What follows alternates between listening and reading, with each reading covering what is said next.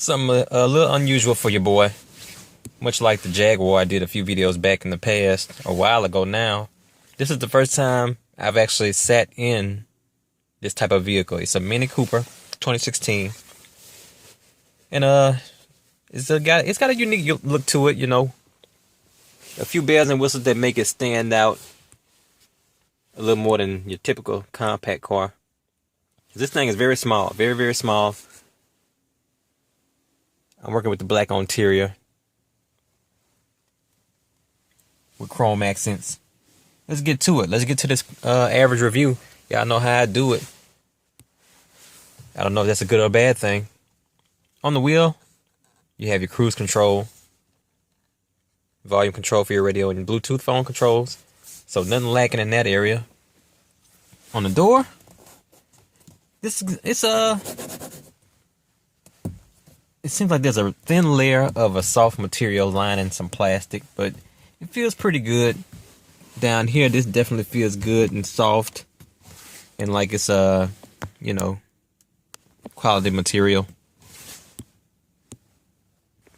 Man, my focus is killing me right now. But yeah, that's a good soft material. Down here, you see you got your chrome. This is like a black plastic, but along the door you got the chrome accents on the windows. The door handle is lined with the chrome. Lock and unlock switch right here inside the door handle. You have these kind of AC vents that I don't really like. That are, circular. They remind me of them cheap Jeep vents. They kind of tarnish that look. Anytime I see that, I think about Jeep and how much I hate those horrible Jeep Compasses and Patriots and Liberties. I'm sorry, they still suck. Your odometer, pretty standard, with a little digital screen inside to show your mileage and trip information. The unique thing about the wheel is when you adjust it, that adjusts with you. So that goes up or down with the wheel. It's all connected. That's a little different. Head on over here, you got a more standard kind of looking vent, more squarish, lined with plastic. The dash up here, real sturdy feeling, soft material. So that's a plus.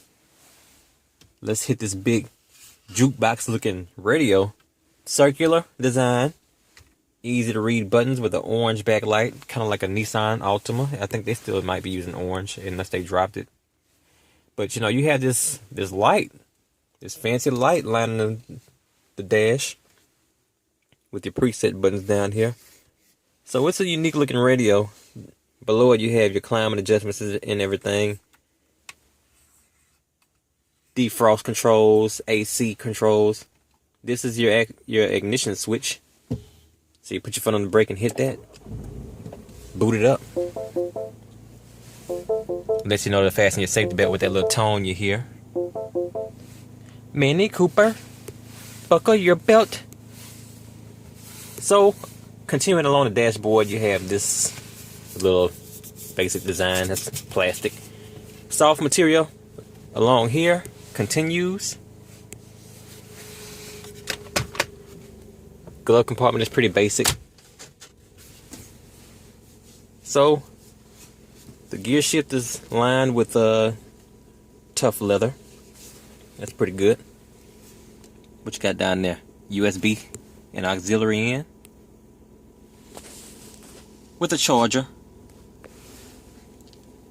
Spot for your plug-in. Cup holders down here. One interesting thing about the gear shift is you have a drive mode shifter. You can go from sport mode to economy mode, and depending on what mode you're in, your little center console changes colors. When you're in sport mode, it's kind of a yellow, red, green mode. Of course, it's green.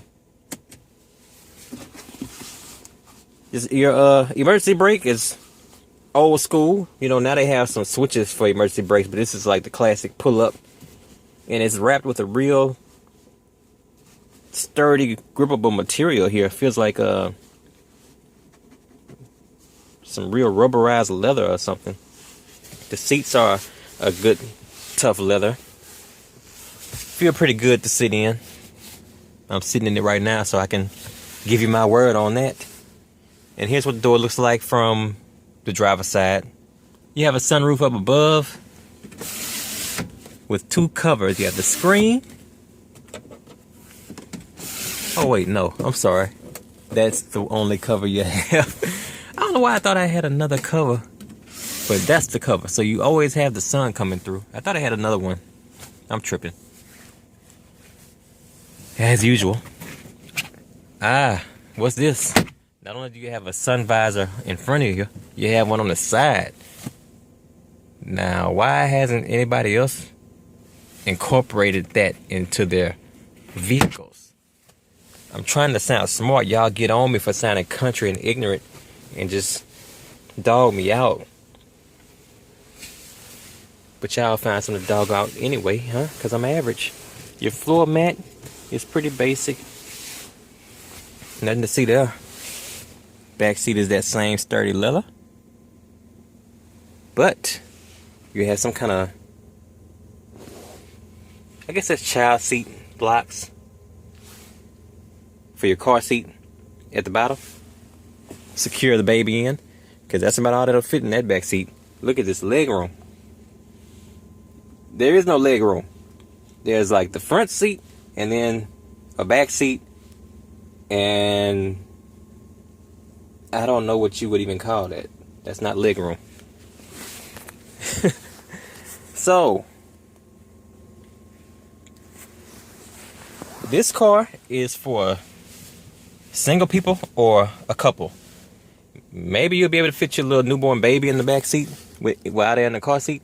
But once they get out of that car seat, you're gonna be struggling, partner. You're gonna have to maybe trade this in at that point, unless you got money to just buy something different. Let me try to hop in that back seat and see what I can do. I might not make it out alive. Yeah, this is another one of those irritating. Okay, let's see if you pull this. There you go. Is that it? It don't go up no further? Oh, okay, you hit that, then it goes a little more. Oh my God, why am I? Oh, why? Why even try? Okay, you climb in.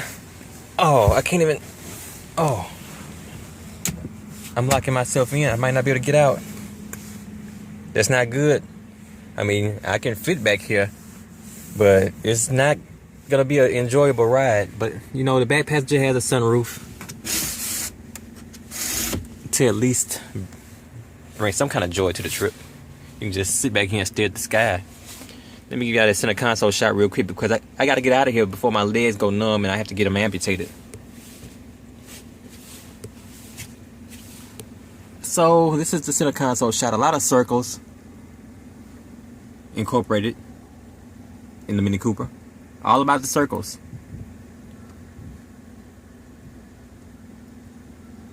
Kind of old school looking.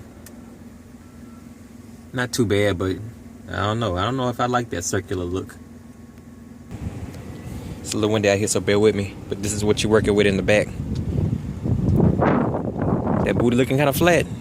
Not working with too much. You can fit a couple grocery bags back there, but that's about it.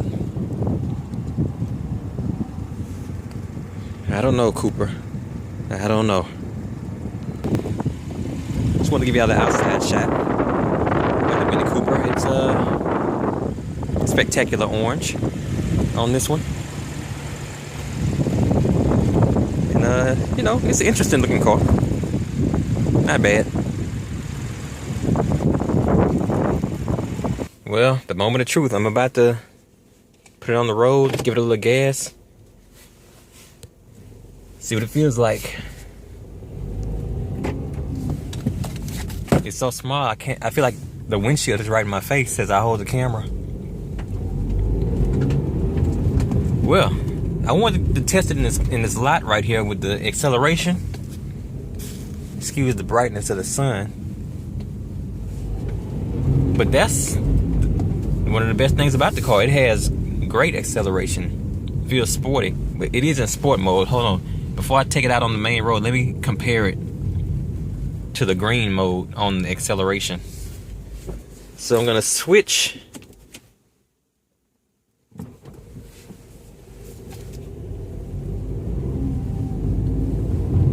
Feels about the same. That's one thing, like with these modes, I don't really notice much of a difference in any car I've tested when I switch between the modes. So one thing I do notice too is that when you this is one of those cars that, this model at least, this trim, when I stop, the engine shuts off to save gas, I guess.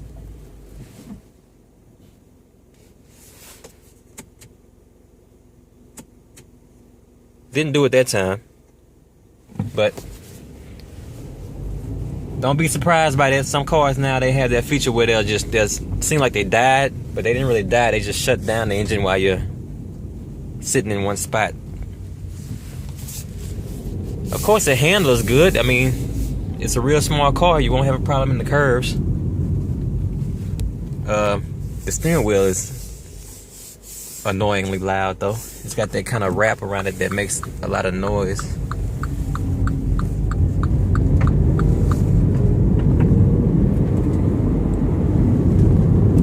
Yeah, the drive is the redeeming factor in the Mini Cooper. I think this is a car for two types of people. One, the car enthusiast who knows about the Cooper name and what it stands for and what the car represents and where the history behind it and the driving experience. You researched all that, you know what a Mini Cooper is, and you want one. It's you know what a Mini Cooper is, you know what it's built for, you're not driving by anybody around, and you know what you're getting. The other type of person who would get this car is just a totally uninformed idiot who just thinks, oh, that car is cute. Oh, that car looks so interesting. And then they'll get it and probably end up hating it because it don't work out for them. You know, what did you think? You bought a little small, teeny car. What did you think you was going to be able to do with it?